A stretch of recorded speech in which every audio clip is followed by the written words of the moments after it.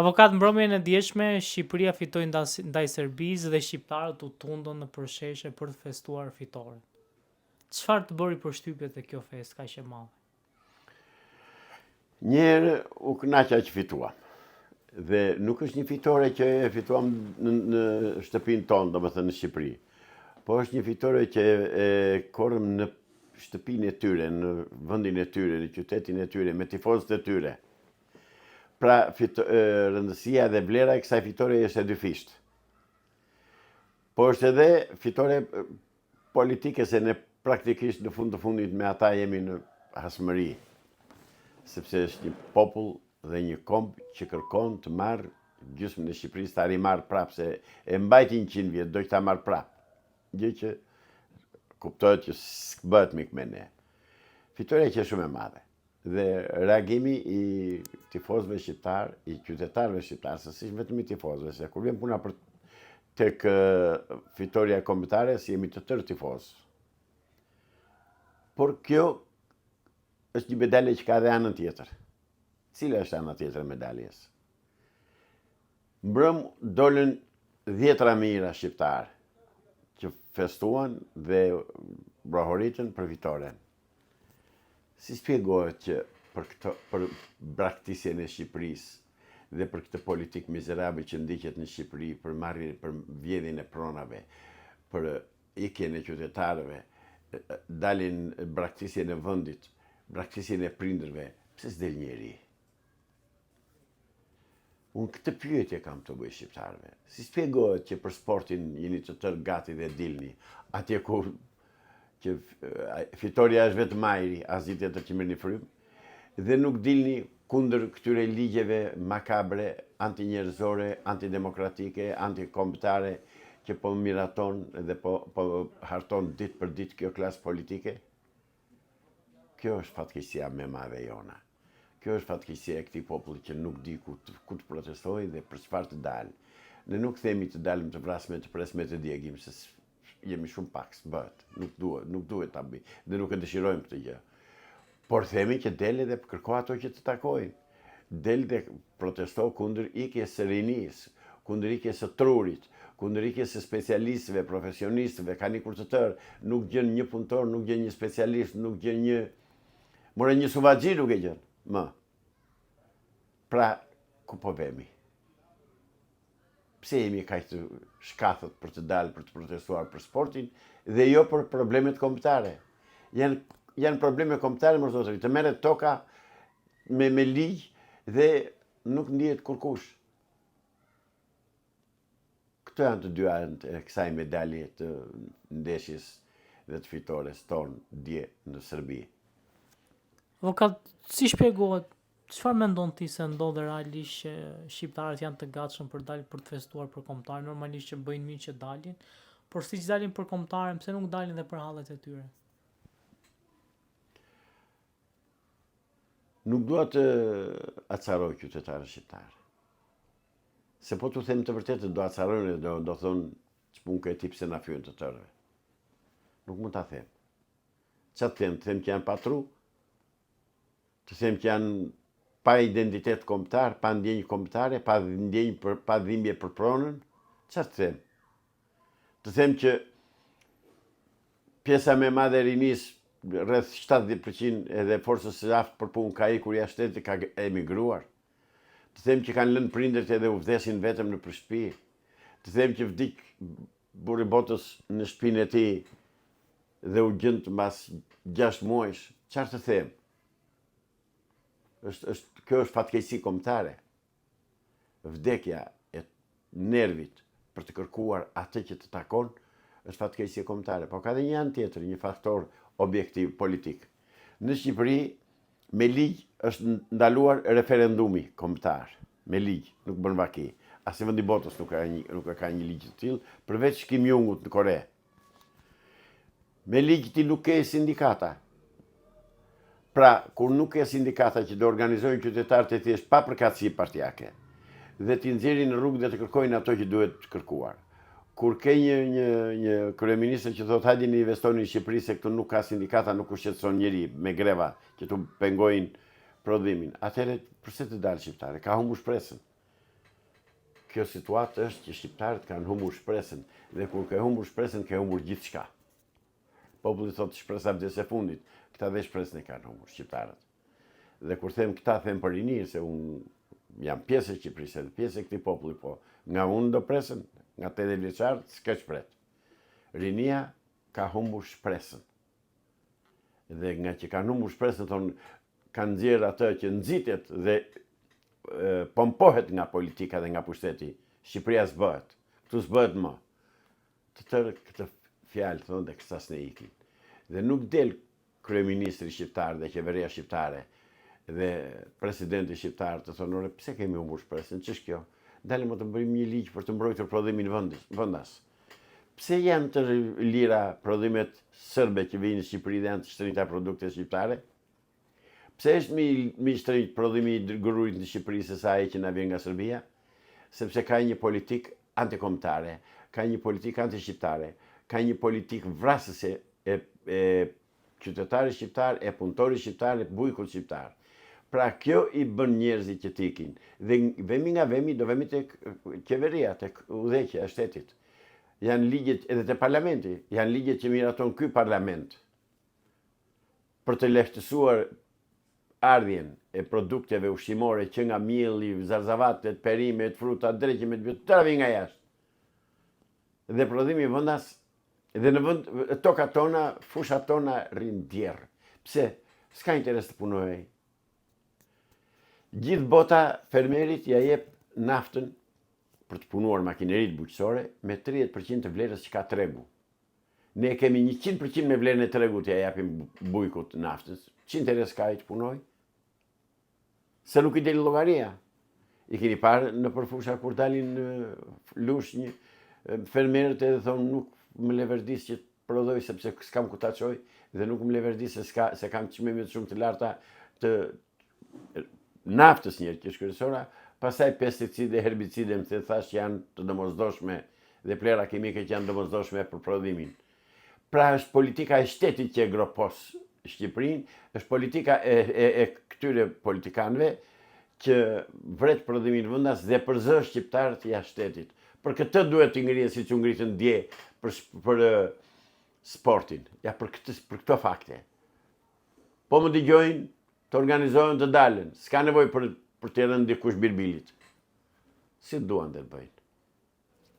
Avokat, kjo që thoni ju pra që i bie që ne kemi humbur çdo gjë dhe kemi humbur dhe shpresën. I bie që ne të dorëzohemi përballë kësaj situate? Kush ne?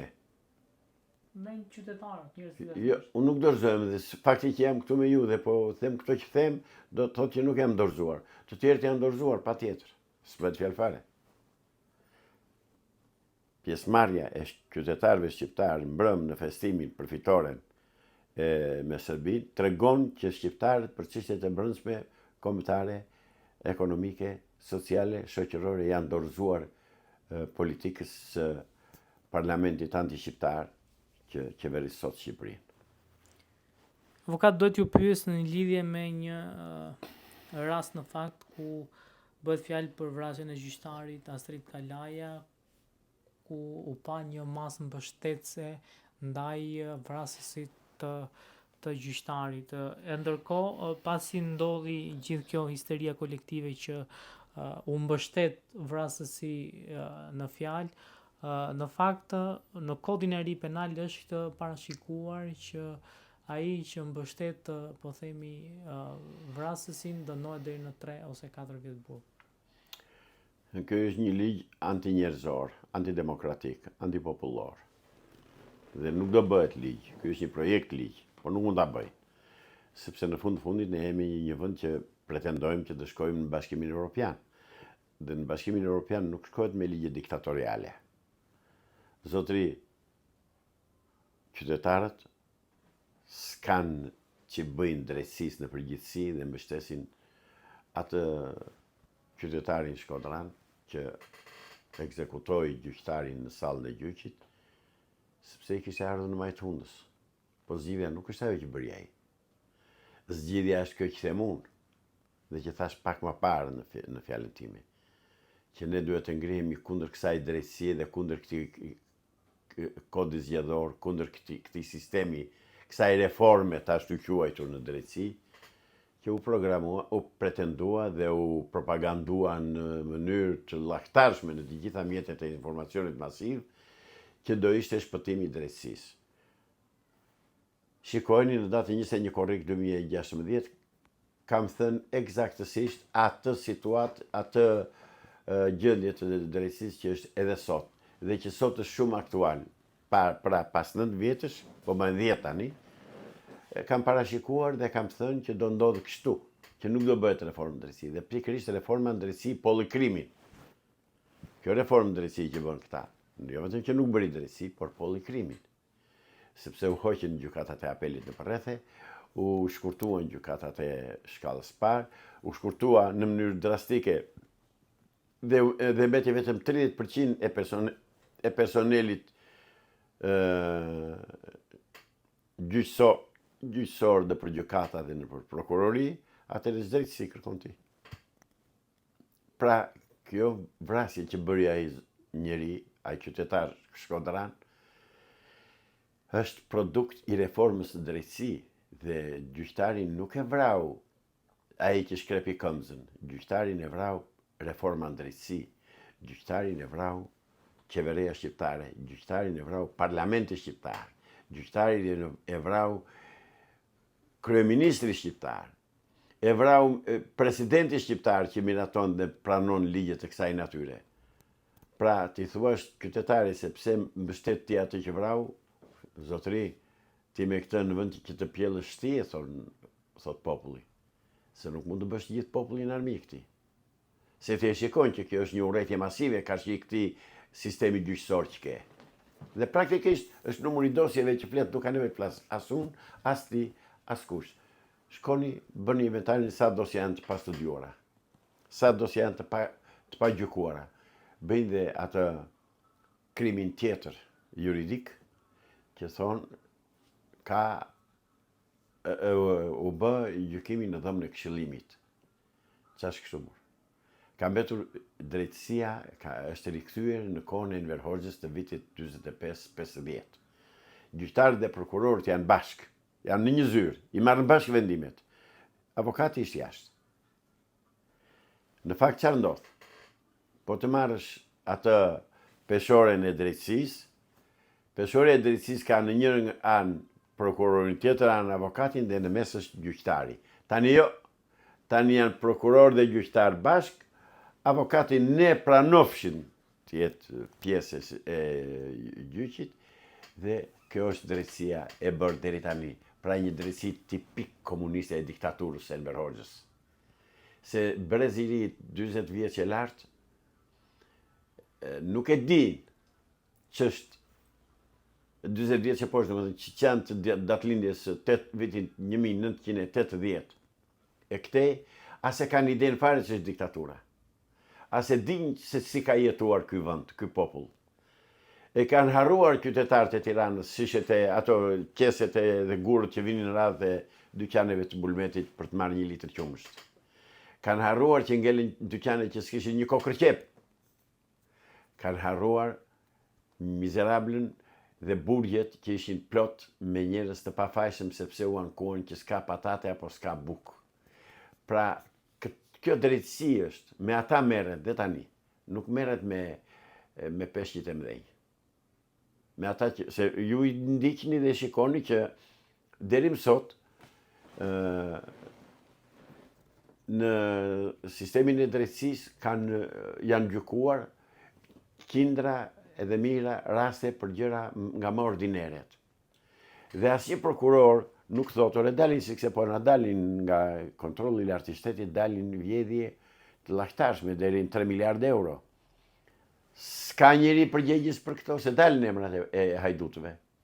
Kanë dalë. Asnjës nuk është dënuar nga këta. Që fajtori kryesor për të gjithë këta është ai që ka hedhur firmën në fund fare, kryeministri i Shqipërisë. Që ky në fakt është vegle tjetër kujt. Nuk ishte bën shteti shqiptar, nuk ishte bën populli shqiptar, ky ishte bën me dorë të hekurt, mbështetet prej atyre që e kanë emëruar aty kryeministër, dhe fatkeqësia është jona. pash dje një deklarat të Fatos Nanos, i cili thot ky nuk e di se nuk kujtohet në ligjërat të drejtë, por ky mason i parinnovshëm, i paregullueshëm thot. I thon vet. Dhe Fatos Nanua është vetë përgjegjës si e vuri këtë këtu. Po e vuri Fatos Nanua, apo i thanë Fatos Nanos do t'ja japësh pushtetin këtij. Këtë e din ata dy, nëse din. Avokat pati një mbledhje të gjyqtarëve me njëherë pas ngjarjes. A mendoni që gjyqtarët prekën realisht çfarë duhet ndërmarrë në gjyqësor, apo mendoni që më shumë u interesuan për hallin e tyre, sigurinë e tyre? Ishte mbledhje e gjyqtarëve, apo ishte mbledhje e juristëve në përbërjen e të cilës të kishte edhe avokat dhe prokuror? Ishte vetëm e gjyqtarëve, apo jo? Pa vlerë. Kanë hallin e tyre, s'kanë hallin e drejtësisë. Se fajtorët që është kjo drejtësi këtu janë ata. U vjen mirë apo s'u vjen mirë? Këtu kemi ardhur. Pse asnjë prokuror nuk merr në ndjekje penale hajdutët e pronave të Shqipërisë? Hajdutët e pronave të shtetit, hajdutët e lekëve të shtetit, të taksapaguesve shqiptar, të taksave tona. I marrin ata, janë miliarderë. Pse s'kërkojnë këta gjyqtarët? Shumë mirë bëjnë që janë mbledhur për të kundërshtuar vrasjen e kolegut të tyre. Në këtë pikë jam dhe unë me ta bashkë, për të protestuar kundër kësaj vrasje. Por kaca të tjera që na mundsojnë të parandalojmë veprime të këtilla, akte të këtilla kriminale. Dhe cili është kthimi i pronës të i Zoti, revokimi i ligjit 7501, që është themeli i vrasjes së shqiptarëve me njëri tjetrin, dhe kjo vrasje e shqiptarëve me njëri tjetrin i leverdis klasës politike në Shqipëri. Prandaj ju që protestuat, që brohoritët dje për festën, për fitoren e kombëtares në Serbi, ju, zotëri, dilni dhe protestoni dhe për këto që themi tani. Avokat, ka pasur një deklaratë të zotit Berisha lidhur me një dalje që sipas tij është bërë Erion Veliajt natën nga burgu dhe është dërguar diku. A besoni që mund të ketë ndodhur një ngjarje e tillë? Shiko, përgjithsisht Berisha, edhe pse kam pretendimet e mia për të, sepse na tradhtoi neve të djathtëve të mirëfillt, zakonisht nuk thot gjëra të paqëna. Megjithatë këtë nxjerrje të Erion Velis nga ai burg për ta çuar diku tjetër, mund ta kenë bërë o për arsye sigurie, ose nuk e di që tjetër fshihet pas kësaj lëvizjeje. Se kuptoj, janë veprime që bëhen në mënyrë tepër sekrete, i din pak veta, din pak njerëz. Janë ata që i komandojnë burgjet të burgosurit. Dyshoj për shumë gjëra, po s'kam të drejtë të them asnjë gjë për arsye se duhet të kesh indicje. S'kam indicje. Avokat, a mund të ndodhë që po themi, po marrim për bazë edhe aludimi që ka bërë zoti Berisha, mund ndodhë që ketë pasur ndonjë takim të fshehtë Veliaj, sidomos pas lëvizjes në gjykatën kushtetuese? Takim të fshehtë me kë? Me kë mund të ketë takim? Sepse me ata që janë të interesuar dhe që e kanë për detyrë të kontaktojnë me Erion Velin, ata e kanë në dorë të takojnë kur të dojë atje ku është, edhe kur të duan këta. Jashtë burgut, se nxjerrë se takojnë do të me njëri jashtë hekurave dhe jashtë rojeve. Çfarë s'bën vaki? Këtu ka pasur raste që në vitet 80 ka dalë një i burgosur politik, gjasme politik, nga burgjet e Enver Hoxhës dhe ka bërë përkthimet e Enver Hoxhës këtu në Tiranë. I burgosur politik ai, që në fakt s'je politik, po që për incest familjar, dhe nxorën punonte për të përkthyer veprat e Enverit. Ky shtet gjithçka bën. Komunistët gjithçka bëjnë për interes të tyre. E piksën ujin e bëjnë djathtë. Kështu. Mund të ketë një marrëveshje mes Ramës dhe Veliajt? Nuk përjashtohet. Nuk përjashtohet. Këta në Shqipëri bëhet një politikë e pamoralshme. pa parime. Një politik për interesin e momentit. Qofse Edi Rama e shikon që i kërcënohet pushteti nga Erion Veli ose nga mbështetësit e Erion Velis në Partinë Socialiste, patjetër që do mundohet ta sfumoj këtë rrezik, ta eliminoj. Të tëra bëjnë vaki. Gjithçka mund të ndodhë këtu. Jemi në një vend që në vendin e çuditërave. Jemi realisht në vendin e çuditërave. Ua thash pak më përpara, nuk ka vend në botë që të ndaloj referendumin. Nuk ka vend në botë që të thotë pse kritikon ti gjyqtarin apo prokurorin do futesh 3 vjet burg. Po çka kishte Enver Hoxha më pak, diktatura komuniste e Enverit? Çfarë kishte më pak? Që se zë njëri në gojë fjalën diktaturë. U dhëm goja ta thonë fjalën diktaturë politikanët shqiptarë. Që një diktaturë nga më të egrat, nga më çnjerëzore, nga më shtazaraket. Nuk flet njeri për të burgosurit e Spaçit e të Burrelit. I kanë harruar ata. Janë harruar sepse pjesa më e madhe e tyre janë eliminuar fizikisht nga natyra, kanë ikur. Pasazhet e tyre janë shqitur, janë bler pasazhet e tyre, kanë mbyllur gojën. Janë shqitur sepse i kanë shërbyer diktaturës për të ruajtur kokën e tyre. Dhe nuk e kanë kuptuar që me atë shqitje që i bëjnë idealit të prindërve të tyre, të burgosurve të tyre, kanë vrarë veten. S'ke që bënë. Kështu i gjykojnë, kështu i mendojnë. Avokat, çfarë ka parasysh zoti Berisha kur thotë që Erion Veliajt po i bëhet një trajtim çnjerëzor në burg? A ka burgu, po themi, mbikëqyrje të burgosurve dhe a mund të trajtojë në mënyrë çnjerëzore një i burgosur në 2025 në Shqipëri, në një vend që aspiron për të bërë pjesë e Bashkimit Evropian? Shiko, në çdo burg, në gjithë botën, jo vetëm Shqipëri, nuk mund të vësh për çdo njeri një gardian. Është e pamundur. Kështu që gjatë kohës që ata janë në gjumë, janë natën, janë të pa kontrolluar nga roja, pa kontrolluar në kuptimin që nuk mund të hyjë të shikoj, ose hyn dhe shikon qetësi për një moment dhe pastaj ikën prapë, se s'do rri roja atje me ç'di unë nga kur kam vajtur që kam kontaktuar me klientët e mi të burgosur. Pra, natën atje mund të bëhet gjithçka. Gjithçka bëhet.